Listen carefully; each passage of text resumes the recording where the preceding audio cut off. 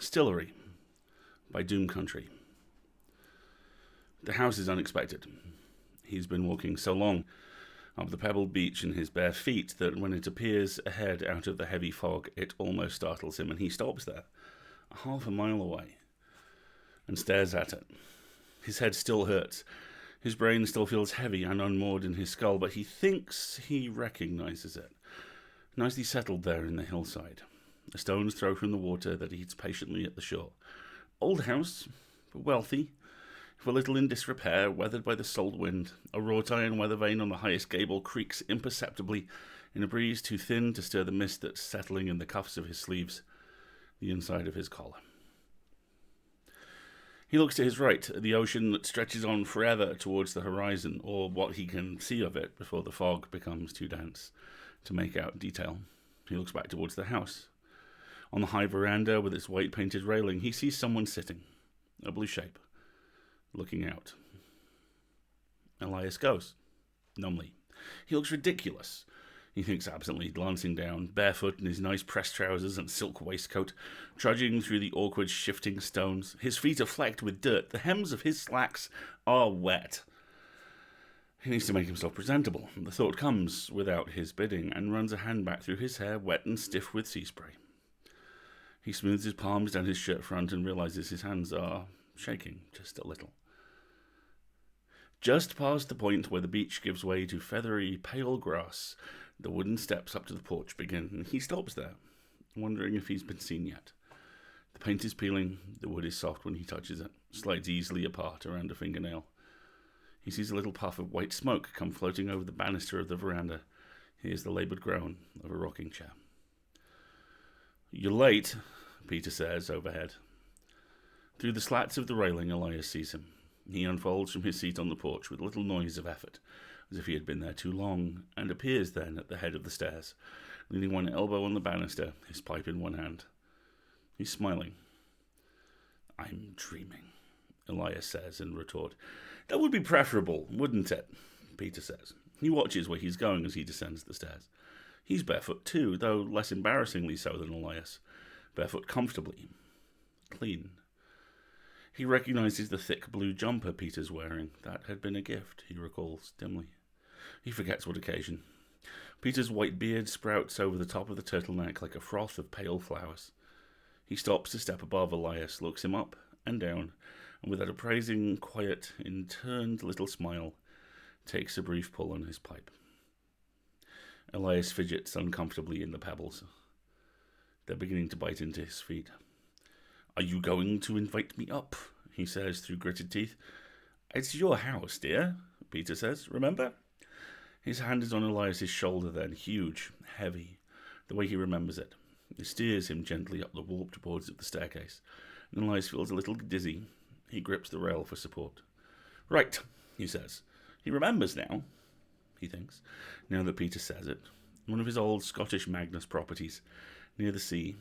They'd honeymooned here once, third wedding, or fourth. Picking through his memories is still like trudging through thick mud. Belatedly he says, "What do you mean, I'm late?" Peter chuckles. Doesn't answer.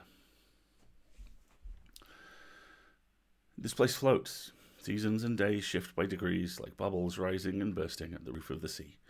Nights faint and lustrous, sunrises pastel and whisper silent, where the fog gives way to horizon.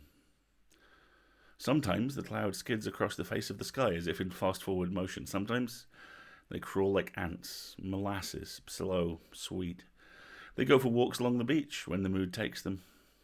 They walk for hours in silence, the stones shifting under their feet, the water lapping occasionally at their ankles. He asks what else there is besides this. "Oh," says Peter, "I'm sure that if we walked far enough there would be something different." He pauses. "I wouldn't keep you," he says, "if you wanted to leave." Elias takes his hand and looks away. Up onto the porch and through the front door into a dark, quiet hallway. Lamps on somewhere. Yes, this is his house. He hasn't been in a long, long time. Peter moves past him, around a corner into what Elias remembers to be the downstairs kitchen. A light flickers on, bathes part of the rug in front of him in pale yellow, and Elias scrapes a foot against the carpeting, hoping to remove some of the dirt. He follows Peter, though at a distance. Inside, he can't hear the sea anymore. He can hear a clock ticking, and he can hear Peter doing something in a cabinet. He hesitates near the doorway, leans on the post of the staircase that leads up into the rest of the house. On the table, in the kitchen, 2 places are set neatly with napkins and silverware and clean ceramic plates, though nothing seems to be cooking. Peter is making tea. The electric kettle seems out of place in this narrow room. Exposed brick, ancient furnace, old-fashioned hob. "Is it Jonah or Elias now?" Peter says, without turning to look at him. He seems calm, moving slowly, contentedly. Elias blinks, looks away from him. He isn't sure. "Either way," Peter continues, "this is the first bet I've won in a long time. 20 years, isn't it?" "Bet," Elias repeats. "You're dead, Elias." Peter turns, rests his bulk against the countertop, and his smile has not shifted from his face. Ever present, just like he remembers. Now, Elias expects the news to feel like a punch to the gut, or a stone in his throat, but he's surprised to realize he is still standing here, leaning in the doorway in his damp clothes. He knew that, he realizes. It had just taken a moment to catch up to him. "We had a bet," he says. He clears his throat, rubs at his eyes. He's aware abruptly of the texture of the floor beneath his feet. "I don't recall." Peter chuckles. "I bet you don't. I wagered you the tundra. We were quite drunk at the time." He gestures to the table, and Elias carefully pulls out the chair, sits down. The wet hems of his trousers brush irritating at his calves. "I said I was sure you'd die someday. You insisted you never would. I forget what you owe me. I don't suppose it matters now." He pauses, looks around the room, twisting his mouth as if in apology. A bit much to take in, perhaps. Elias tilts his head in the negative. "Oddly enough, well, there you are." "This was the lonely once, I presume," he says, still not yet in the habit of ceasing to presume, to trust his instinct as fact, delivered from some higher source. It's hard to remember how to be a person after so long existing in a state of forward motion, of thinking one step ahead. So difficult to remind himself to be still, breathe, move, eat and drink, sit quietly in a moment without peeling it apart. So new and so uncomfortable to be Jonah, after so long being the thing Jonah became. He feels simultaneously both extremely young and extremely old. He lets Peter call him whatever name he likes. The differences are just too slight to matter now. Peter hums thoughtfully. "No," he says, "not now, at least." He pauses, but his hand continues to card gently through Elias's hair, parting it in soft falls to either side. "Solitude," I think he says eventually. "Same God, kind of face." "Heaven," Elias says, frowning. He swipes a finger through a layer of grey dust on the wooden back of the chair, looks at its film on his skin with distaste. Peter chuckles. "No," he says, reaching out for the kettle. "Not heaven, not nearly, just..." He muses for a moment. "After." He remembers very clearly now, though the knowledge has appeared altogether gently in his head. All of it. The panopticon, the raw world beneath, the agonized bliss. The very cold blade of the knife in John's hand, colder than he'd ever imagined it could be. The cold penetrating even more deeply into his throat than the blade itself. He reaches up, and sure enough, there are the scars, jagged and soft, like a fungal bloom above his shoulder. He remembers begging for his life. But it's very quiet in this house, and he can feel his whole body, feels lucid and clear-headed. The void expanse he'd always imagined, always feared, is nowhere to be found. What had he been begging for? Not heaven. Dust doesn't accumulate in heaven. Bodies don't get a little chilly. Skies don't rain. Joints don't ache in heaven. He's more aware now of the natural pain in this body than he ever was when it lived. The blooming arthritis in the knuckles and knees, the hurt in the socket of the hip. But it's human pain, never unbearable, never worsening, only present, a little reminder of existence. He senses the mirrored pain in Peter's hands and wrists. Old, he thinks. Even here, he and Peter are old. Their hair is greying, their skin folds like crepe paper at the delicate corners of their faces.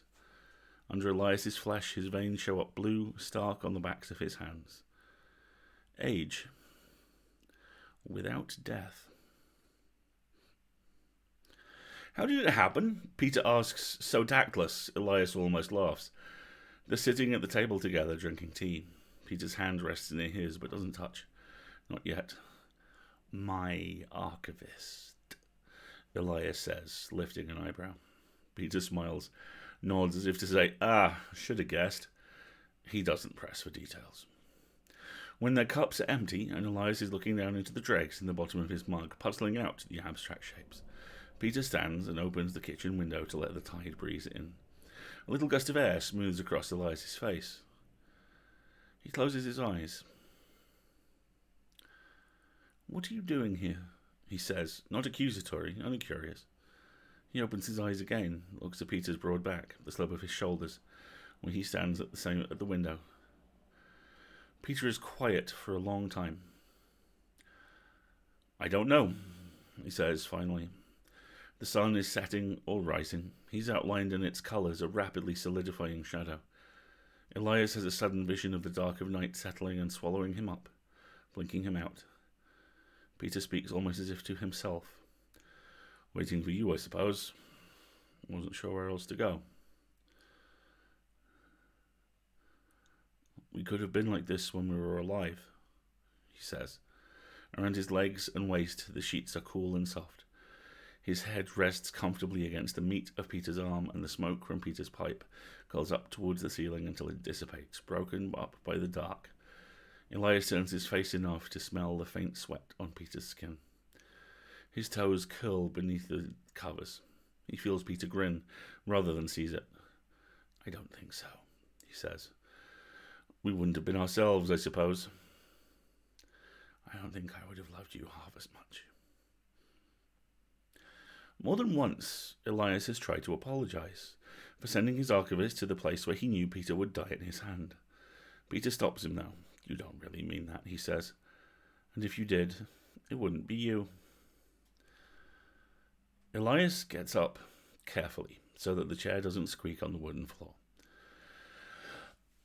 Slowly, like a child approaching an animal, he moves in fractions of caution towards Peter's shape in the window.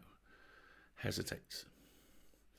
Before he would have examined the moment from every angle, decided on its advantages and disadvantages, thought through what to say and when, and how this would help or harm him.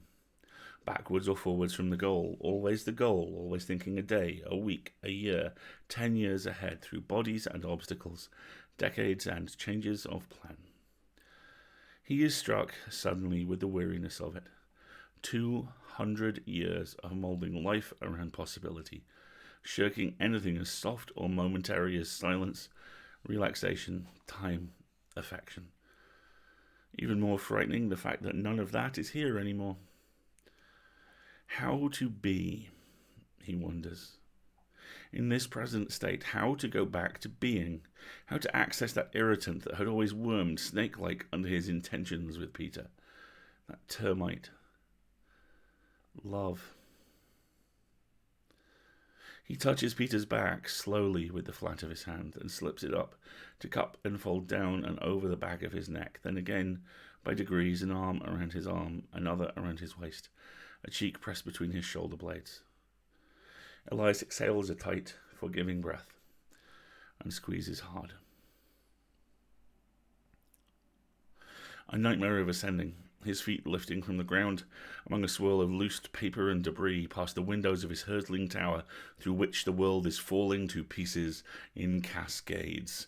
The great and horrible iris sucking at his back and the words crawling up his throat again, skinny elbows seeking purchase, intent on spilling up and out forever. The racking, body-splitting, head-shattering pain, time or what is left of it, swooping in and through his ears and lungs, rushing like wind through the mouths of caves. He fights and does not fight it, exists on the verge of panic and bliss for a split second, for a decade, until the door below him opens and a voice penetrates, colder than he had ever imagined. No nightmares in heaven, but nightmares here where they are still deserved. He doesn't wake with a start or in a sweat, but finds himself pulled from sleep to the sound of distant seabirds, whose shapes they never see in the sky. The sun is rising or setting, and beside him Peter stirs, drawn up from the depths of his own sleep by the sudden intake of Elias's breath. His huge hand rests on Elias's cheek. Here we go! You can do it. He kisses fumblingly at his temple. Eli, he mumbles, half awake and rapidly falling back again. Elias nods. He turns over past the ache in his hip and tucks his head beneath Peter's chin. It's okay. I was having the most terrible dream, he says. It's okay. But Hold on. I'm good. Okay. Start sentence off again. I was having the most terrible dream, he says. But like smoke, it is gone. Against Peter's chest, enfolded in his arms, Elias's breath is loud and even and warm, washing in and out of him like the sea.